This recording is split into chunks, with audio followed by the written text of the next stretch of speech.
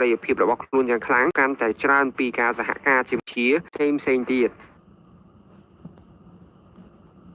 បុរសម្នាក់នេះគាត់បើកឡានចម្ងាយរាប់រយគីឡូម៉ែត្រដើម្បីយកទឹកទៅឲ្យសត្វអូតនេះនៅវាលរហោឋានវាលខ្សាច់នោះអូយអត់មានទឹកទេក្តៅស្ងួតហួតហែងបានបុរសនោះយកទឹកមកឲ្យផឹកអស់ច្រើនមែនតើអស់មួយវងហើយមួយវងទៀតចូលមកផឹក At the beginning I was so afraid to speak មានជាការអត់លេងសើចទេណាបងប្អូនឆាឡើងដាច់អាដៃកាន់ខ្ទះនេះដាច់ចឹងហ្មងខ្ញុំគឺខ្ទះហ្នឹងហើយមុំជាងគេប្រើយូរហើយបងប្អូនហើយបងកុំគិតថាអូអាគៀនហ្នឹងមកពីខ្ញុំអត់សម្អាតទេមែនទេពេលដែលយើងឆាសាច់ច្រើនចឹងទៅវាតែងតែជាប់កកក្តាំងនៅនឹងអនាម័យនៅកន្លែងខ្ញុំបងមិនបារម្ភទេព្រោះខ្ញុំញ៉ាំខ្លួនឯងដែរបើធ្វើស៊ូហើយស៊ូទៀតថាកុំហោះអ្នកណានេះខ្ញុំឃើញគេផ្សាយក្នុង TikTok ថាអាស្អីគេខូសិននេះលាបជាមួយអានេះវាស្បែកមុខតងនឹងតំណាងរដ្ឋាភិបាលក្រៅប្រទេសថតចម្លងផែនទីកម្ពុជាពីបណ្ណាល័យសភាអាមេរិកដើម្បីដាក់បញ្ចូលទៅក្នុងបណ្ដឹងថៃទៅតុលាការយុតិធម៌អន្តរជាតិ ICJ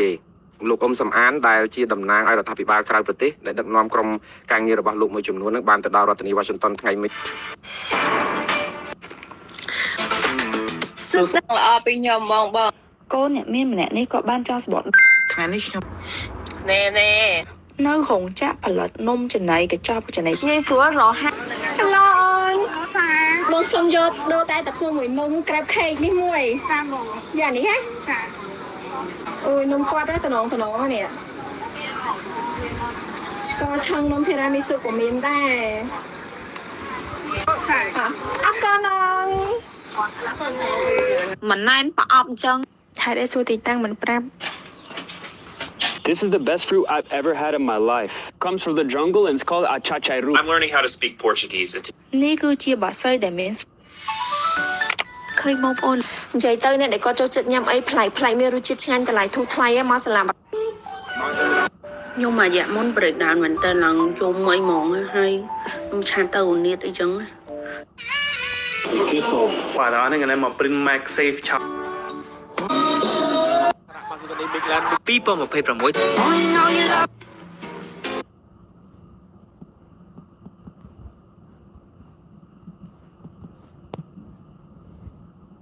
Okay guys, breaking news. Trump has just carried out what the White House are describing as the largest deregulation in US history. He has just revoked a scientific ruling that greenhouse gases are a danger to public health. And why that's so incredibly significant is that that ruling is actually the foundation that underpins all federal actions when limiting planet warming gases. And that includes motor vehicles, power plants, the oil and gas sector, methane from landfills, and even aircraft. The BBC report that environmental groups are saying that this move is by far the most significant rollback on climate change to date, and they will be challenging it in court. However, the White House are claiming that this ruling was one of the greatest scams in history that massively drove up the prices for the American consumers. And they said by overturning this regulation, it will save more than $1 trillion. They didn't give a time frame on that. And it will help to cut the price of energy, transport, and for automakers, it will reduce the price per vehicle of about $2,400. There you go. The new images coming in of another controversial ICE raid, kids running scared from a school bus stop as ICE operates nearby. What happened? Who was the target? Tom Hansen is looking into it. Surveillance footage shows the moment dozens of elementary school students ran through a South Jersey apartment complex as an ICE operation began Thursday morning. The Lindenwold School District says 4th and 5th graders were waiting at their bus stop when ICE agents sparked fear and confusion. Like somebody saw them come out of the car. 10-year-old Dylan, a U.S. citizen, told us it was a normal day until classmates started yelling ICE.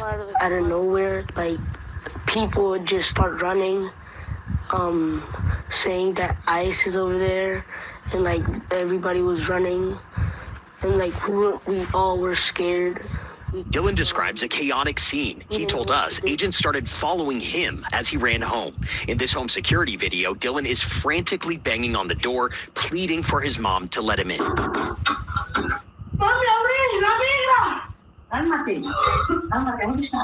Were you worried that ICE was going to try to get inside your home? Yes. is getting out of control. Maria, a U.S. citizen whose children attend the local school, has lived in the area for more than a decade. She says this incident follows increased ICE activity in the neighborhood. There's a lot of kids right now that are traumatized. They don't want to go to school. Do you feel safe walking outside? Not really. No. Raise your hand if you know someone who is scared that they might lose their parents to authorities.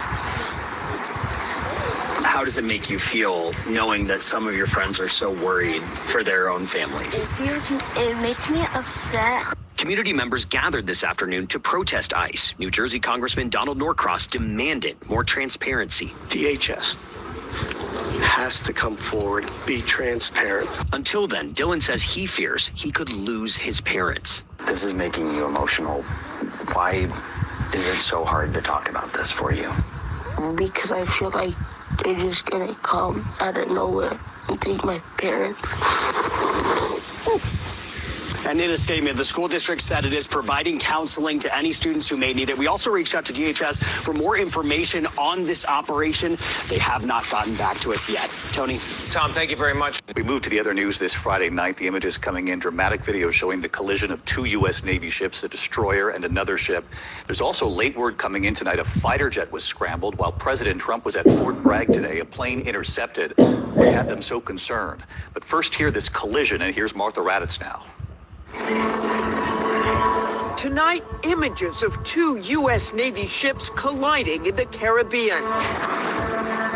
Videos appearing to be taped by crew members and circulated on social media, capturing the destroyer USS Truxtun and a military supply ship slam into each other during a replenishment operation Wednesday afternoon.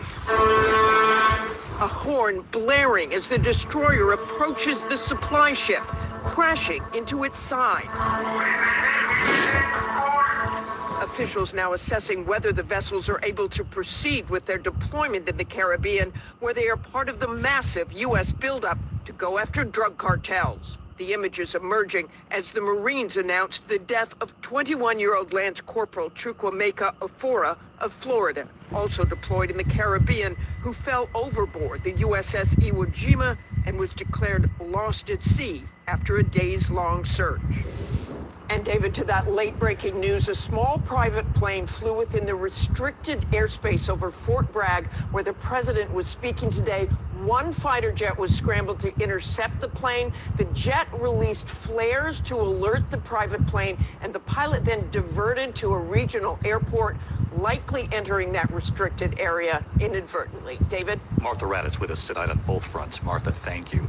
There's a lot of news that happened today here in the United States, and so here is just a little recap in case you missed some of it. Getting started with ICE, where today federal authorities are now investigating two different ICE officers after it appears they may have lied under oath. This all stems back to Minneapolis last month, where two ICE agents got into a confrontation with two Venezuelan men. You may remember this incident because, according to the ICE officer, these men had used a broom and a snow shovel to assault the ICE officers. Turns out that was false, and so they had to drop the charges against the Venezuelans, and according to the ICE director, Todd Lyons, he confirmed that video evidence did directly contradict what the police officers stated, saying, quote, sworn testimony provided by two separate officers appears to have untruthful statements, adding later that lying under oath is a serious federal offense, referring to the fact that these guys, who are unnamed right now, could be fired. Next, we move over to security here in the United States. You may have watched the Super Bowl and see the Ring camera tied in with Flock. And well, today Amazon announced that partnership with Flock is done. It's no longer moving forward, but not because of the backlash from the Super Bowl commercial. Ring says it's because, quote, following a comprehensive review, we determined the planned Flock safety integration would require significantly more time and resources than anticipated. At the same time, they confirmed that they never gave any of these videos to Flock, and Flock also confirmed that in a separate statement. The main concern for those who don't know is that it could have been possible that Ring could have provided some videos to Flock, which would have meant that, yes, agencies could have gotten those videos. Next, we move over to voter ID, where Donald Trump took to Truth Social today to write in length, saying that voter ID, it's going to happen. saying, "We cannot let Democrats get away with no voter ID any longer. These are horrible, disingenuous cheaters. They have all sorts of reasons why it shouldn't be passed," and then boldly laugh in the back rooms after the ridiculous presentations, saying that no voter ID is even crazier and more ridiculous than men playing in women's sports, open borders, or transgender for everyone. Republicans must put this at the top of every speech, and then in caps. It is a can't miss for re-election in the midterms and beyond. A couple quick stories for you. We could see a government shutdown as early as midnight tonight, as, yes, they do not want to pass funding for ICE. Homeland Security, that would be the only shutdown happening during this whole thing. U.S. government is moving yet another massive aircraft carrier over to the Middle East, the USS Gerald Ford. That one's moving from the Caribbean over to the Middle East. Trump once again blames Zelensky for there not being peace inside of Ukraine. And lastly, and for the third time, Donald Trump has now put a post onto Truth Social with his full backing behind the Prime Minister of Hungary, Viktor Orban, who's up for election in April. And at this very moment, Orban does not really have a chance of winning, and Trump is hoping that if he keeps putting his message out there, more people will vote for Viktor Orban. That was your nightly news recap. I'll be sure to keep you guys updated on all of these stories and so much more. I have a Substack newsletter I'll be emailing out tonight. You can go ahead and sign up for free. The link is in my bio, but please do share this video and follow me for more. The African Union Summit just kicked off this year in Addis Ababa, Ethiopian capital, and someone is not invited because he's been a naughty, naughty boy. And we're going to talk about him through the rest of the whole video, actually. Just 37 years old, Captain and Head of State Ibrahim Traoré of Burkina Faso has become one of Africa's most popular presidents. If I report the news without the Western spin, think of this guy as governing his country without the Western strings. I'm quite happy with that line. Anyway, specifically, France, according to many reports, is very unhappy, and France-connected groups have tried to take him out, if you know what I mean, list him on the stock market, to use a Chinese euphemism. So far, they have failed. He's still alive. Traoré, for the time being, seems to have successfully surrounded himself with loyal men and security forces hefty enough to dodge those agents of the former colonizers and their besties. Traoré is much loved and much hated, essentially, for the same reason. He's loved and hated. He is, you see, geopolitically speaking, analytically speaking, an emissary of change in Africa. And for those who are happy with Africa as it is, no change needed, that's bad news. Traoré is bad news. And for those who want change, he's a leading figure. He took control of his country through a military coup. Oh, so not democratically. That must mean he's evil, surely, right? But it's hard to deny the advances that he has made for his country since he seized power in September of 2022. Paved roads where none existed before, a ban on exporting the precious gold of Burkina Faso without refining it. The setting up of a gold refinery to refine the gold I just said is banned from being exported raw, and processed gold in great amounts, 150 tons a year, I believe, can now be processed within the country. That can then be sold at a significantly higher price. He's nationalized 2 of the gold mines that were owned by London-based companies, in fact, because the terms were deemed exploitative. Nationalizing is when you take a private company's assets, you seize it, and you start operating it, or you give the operation of those assets to another company directed by the state. So it's quite destabilizing and reduces trust in your government, because companies think, if I invest in this country, he's upset with me, man's just going to seize my stuff. Yes, true, it does reduce trust. But if the situation looks exploitative, companies are seen as benefiting at the spectacular expense, for example, of the citizenry or the nation that the company is operating in, then a nation can often do this, even absorbing the reputational damage that comes with forced nationalization. And that's just gold, everything I just talked about. That's one facet only of the economy. So yeah, he's done much that is good for his nation, and he's a bit of a problem for those who want to maintain the post-colonial order in Africa.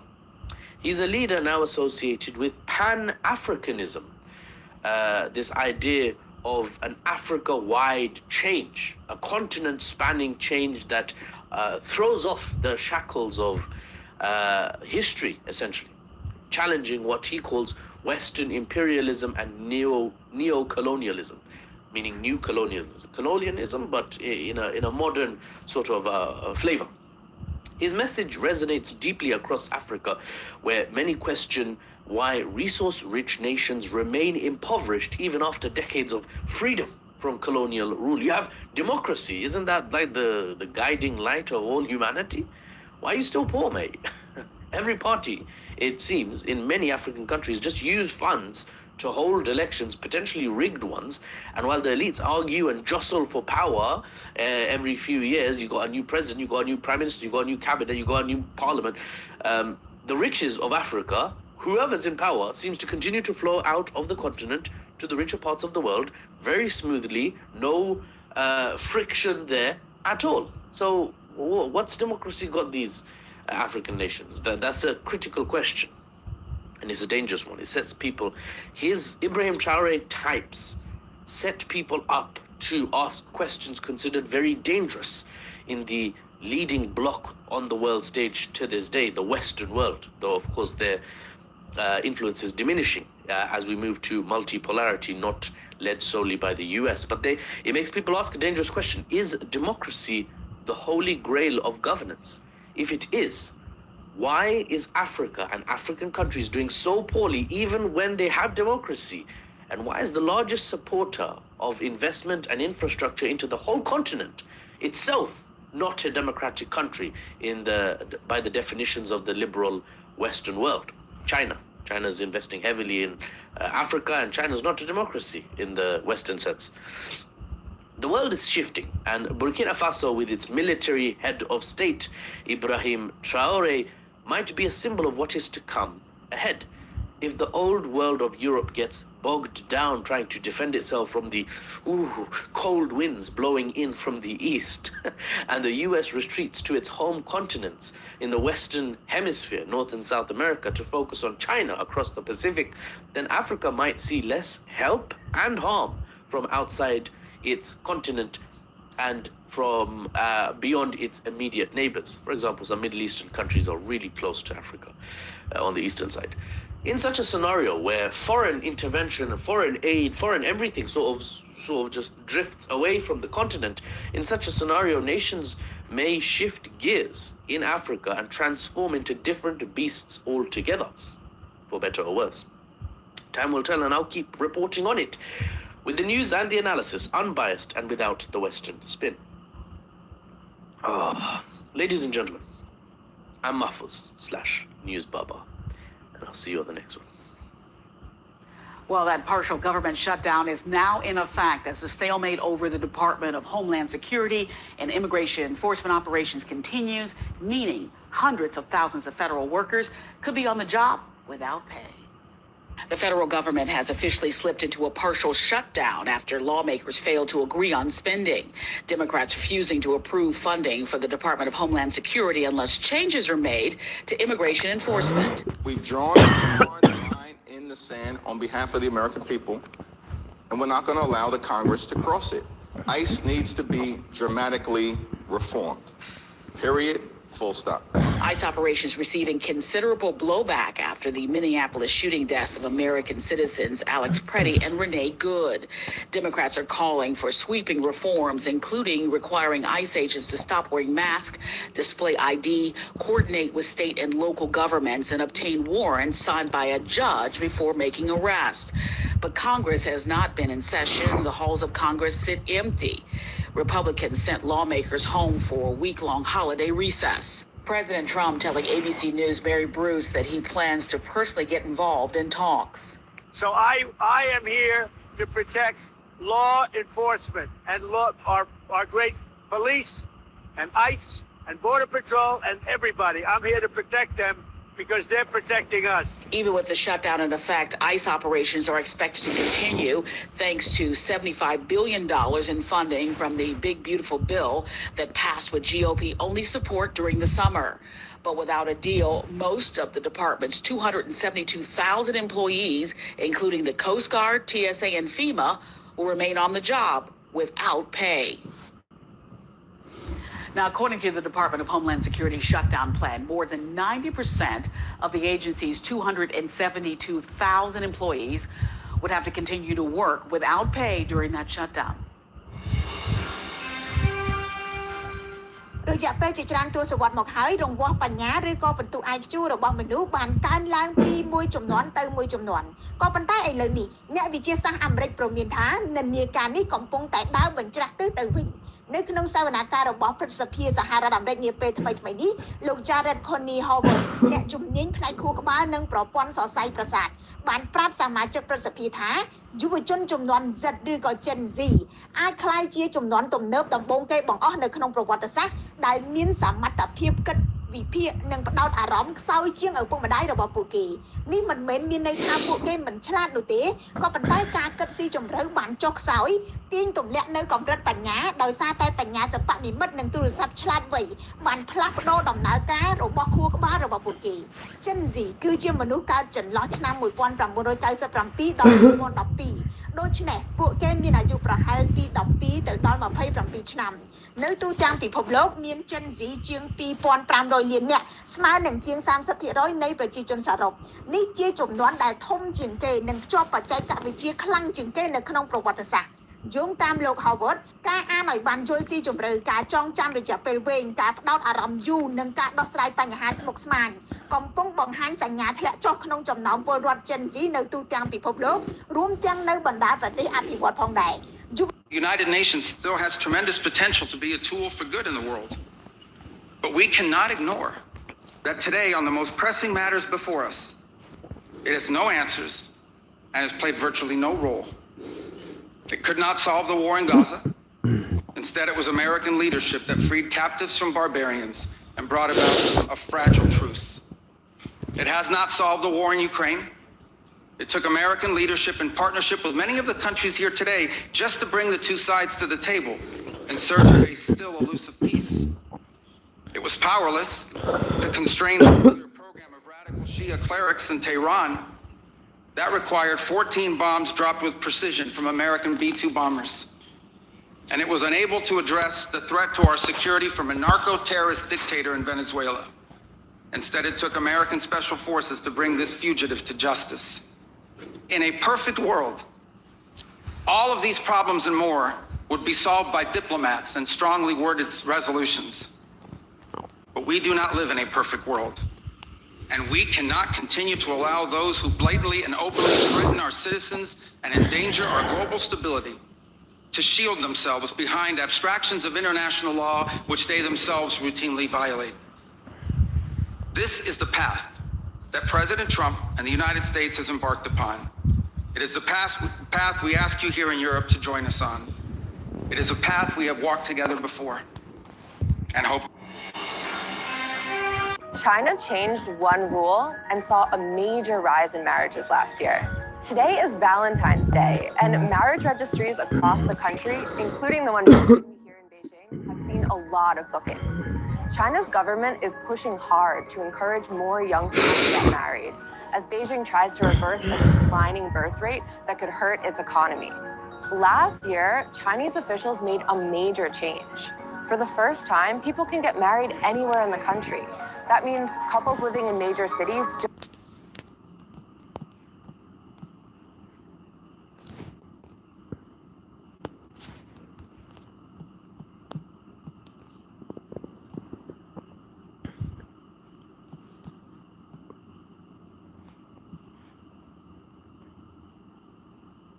You're going to hear that Navalny supported the war in Chechnya. I think my biggest nonfiction pet peeve is when authors... Look, if you were planning a trip to Moscow and the Russian prison service said they'd 100% arrest you when you landed, would you still go? That's the easiest hard no ever for most of us. Who wants to get on Vladimir Putin's bad side? The guy... Today isn't about repairing relations, but resetting them for the new world order. For leaders on... The result of the work... You're going to hear that China changed... We can no longer place the so-called global order above the vital interests of our people and our nations. We do not need to abandon the system of international cooperation we authored. And we don't need to dismantle the global institutions of the old order that together we built. But these must be reformed. These must be rebuilt. For example, the United Nations still has tremendous potential to be a tool for good in the world. But we cannot ignore that today, on the most pressing matters before us, it has no answers and has played virtually no role. It could not solve the war in Gaza. Instead, it was American leadership that freed captives from barbarians and brought about a fragile truce. It has not solved the war in Ukraine. It took American leadership in partnership with many of the countries here today just to bring the two sides to the table in search of a still elusive peace. It was powerless to constrain the nuclear program of radical Shia clerics in Tehran. That required 14 bombs dropped with precision from American B-2 bombers. And it was unable to address the threat to our security from a narco-terrorist dictator in Venezuela. Instead, it took American special forces to bring this fugitive to justice. In a perfect world, all of these problems and more would be solved by diplomats and strongly worded resolutions. But we do not live in a perfect world. And we cannot continue to allow those who blatantly and openly threaten our citizens and endanger our global stability to shield themselves behind abstractions of international law which they themselves routinely violate. We can no longer place the so-called global order above the vital interests of our people and our nations. We do not need to abandon the system of international cooperation we authored. And we don't need to dismantle the global institutions of the old order that together we built. But these must be reformed. These must be rebuilt. For example, the United Nations still has tremendous potential to be a tool for good in the world. But we cannot ignore. Premier, were you looking the other way? នៅថ្ងៃមិញនេះគឺមានមនុស្សរត់ប្រសាទពេញនឹងយកមកជាពិសេសគឺសាសនាដោយសារតែមាននៅករណីបាញ់ប្រហារនៅក្នុងសាលារៀនមួយកន្លែងនៅហាត់យ៉ៃសម្រាប់ករណីបាញ់ប្រហារមួយនេះផងដែរគឺបណ្ដាលឲ្យមនុស្សចំនួន2នាក់បានរងរបួសធ្ងន់ធ្ងរមែនទែនគឺនាយកសាលាហើយជាមួយនឹងសាសនាស្រីម្នាក់ហើយចំពោះជនសង្ស័យ Thailand has just bombed Cambodia. And just like that, the world now has... Was Jim Ratcliffe right to apologise for his comments? No, he apologised for the use of one word. Colonisation. Yeah, he didn't apologise for his comment. So what did he say? He said 12 million people have come to the country in the last few years. Fact. Well, he got his facts wrong, actually. He got the dates wrong, didn't he? He meant 2000, he said 2020. But since 2000, 12 million people is the population increase in Britain. Over 85% of that is the direct impact of immigration. So that's a fact. There are 9 million people living in Britain of working age on benefits of some kind, albeit some of them in work benefits, I will grant you. Most of them are in work benefits, actually. Many of them are. No, as I said, I grant you. And he said that given that state of affairs, we don't need mass migration into Britain. And then he goes on to say that it feels like parts of the UK are being colonised. So let's work out what's non-controversial.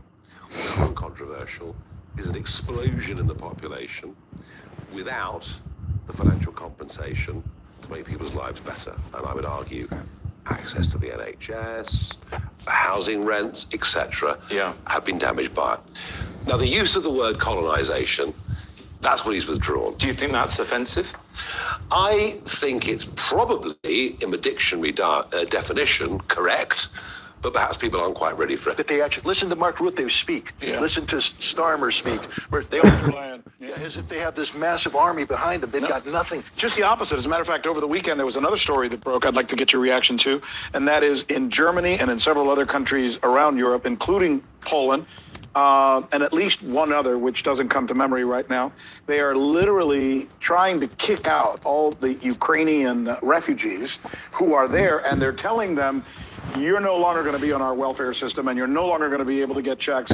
You know, the party's over. You've been here way too long and we just can't afford to support you anymore. We don't have enough money for ourselves. Similar to kind of what the United States message has been with many of their immigrants. Interesting that that would be happening right now. It reinforces the general's message and the message to me that Europe is finally saying enough.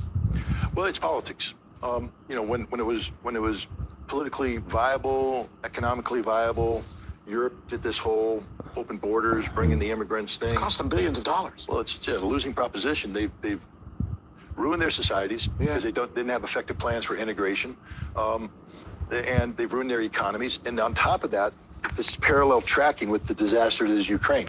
And so now they have collapsing economies. They're sending money to Ukraine to defend sending money to Ukraine. Germany's talking about the reduction of social welfare programs. And then you have this huge Ukrainian refugee population. And they're all wealthy Ukrainians who left and didn't want to fight. Well, that's the whole thing. I mean, you're at a time when they're saying, the general, Ukraine doesn't have enough manpower. Well, you got a couple 100,000 military-age fighting men, but they're not men. They're boys hiding behind their mama's skirts in a foreign country.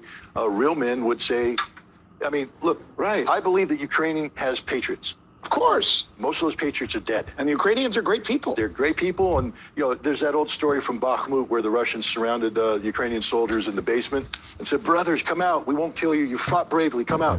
And you know what Ukrainian soldiers shouted back? Russians don't surrender. Because at their heart, they're the same damn people. Yeah. The same people. And they died because Russians don't surrender. Ukrainians, let's put the Banderas aside. The Ukrainian people are good people. Yeah. They're brothers, cousins, sisters, uncles, mothers, fathers of the Russian population. And they're the ones paying the price. You remember when the war started, how many hundreds of thousands of Russians fled? The Navalny people. Mm-hmm. The fake Russians. I'm sorry, I apologize to anybody. I'm sorry. But they fled. Yeah. These are the equivalent. These are the Navalny Ukrainians who fled because they don't love their country enough to stand up and defend it.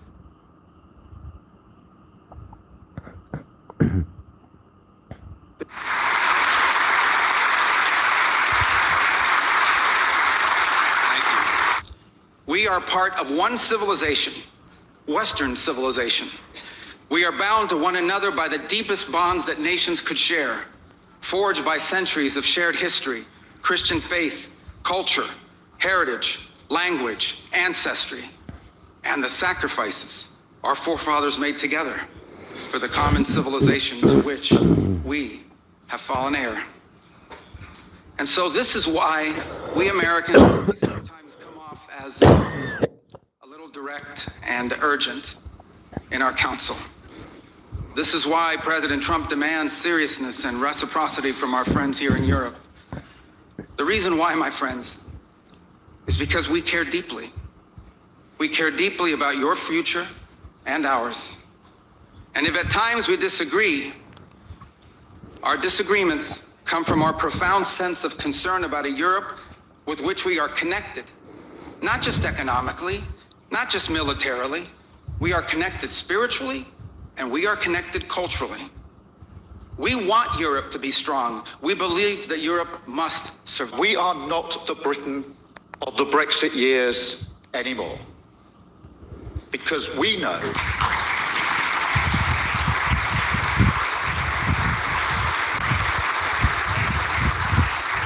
and that is because we know that in a dangerous world, we would not take control by turning inward.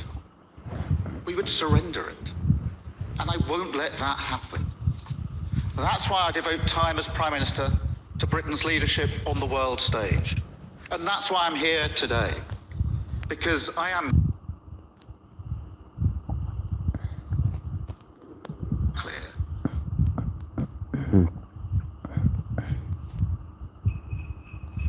សូមតខមមិនបងមួយក៏សួរថាតែញយស្រឡាញ់ប្រពន្ធត្រង់ណាខ្លាំងជាងគេបងសួរ โอ้มาแล้วแล้วก็ธีรพัฒน์ปรือทองครับโอ้โหเดบิวต์มาแล้วครับអូនអារឿងកូនខ្មែរជុំ13ឆ្នាំប្រិយមិត្តទូរទស្សនិកជនជាទីមេត្រីអ្នកស្នេហាវិស័យកីឡាបាល់ទាត់ប្រចាំព្រះរាជាណាចក្រកម្ពុជាកីឡាកររូបនេះធ្លាប់ឈ្នះពានរង្វាន់ Malaysian Far Cup Winner ឲ្យ FA ប៉ាហាំងក្នុងឆ្នាំ 2017-2018 ធ្លាប់ជាកីឡាករ Top Scorer ប្រចាំលីកកំពូលរបស់កម្ពុជាចំនួន2ដងនៅក្នុងរដូវកាល 2014-2015 2015-2016 អតីតកីឡាកររបស់ព្រះខ័នរាជស្វាយរៀងអតីតកីឡាកររបស់បឹងកេត FC អតីតកីឡាកររបស់ Fujieda MYFC អតីតកីឡាករជម្រើសជាតិកម្ពុជាក្នុងឆ្នាំ 2013 Number 11 ចាន់វឌ្ឍនាការ